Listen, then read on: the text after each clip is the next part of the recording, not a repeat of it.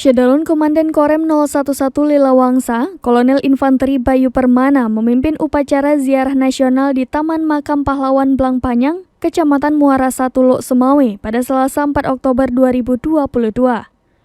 Upacara yang digelar dalam rangka peringatan Hari Ulang Tahun ke-77 TNI dan diikuti para peserta upacara, diantaranya personil Kodim 0103 AUT Satradar, Paskas, Brimob dan Polres Luk Sumawe serta peserta upacara yang hadir. Ziarah diawali penghormatan beserta upacara yang dipimpin oleh Danrem 011 Lilawangsa, dilanjutkan mengheningkan cipta dan peletakan karangan bunga di Tugu Taman Makam Pahlawan.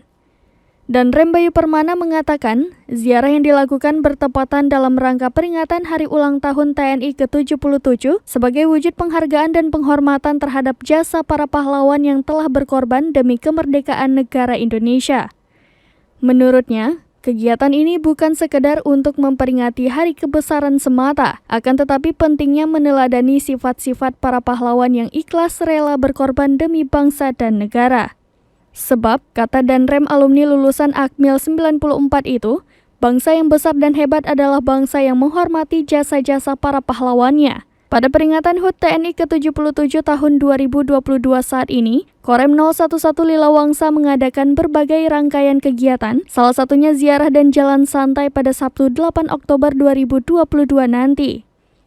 Ziarah diakhiri dengan tabur bunga kehormatan di Taman Makam Pahlawan, diantaranya oleh Danlana Luk Sumawe Kolonel Marinir Dian Suryansyah SE, PJ Wali Kota Luk Sumawe Dr. Andes Imran, dan Dim 0103 AUT Letkol Infanteri Hendra Sari Nurhono SIP MIP, Kapolres Luk Sumawe AKBP Hengki Ismanto, Ketua DPRK Luk Sumawe, dan Satradar Luk Sumawe. Dari Luk Sumawe, Zaki Mubarak, Serambi On TV.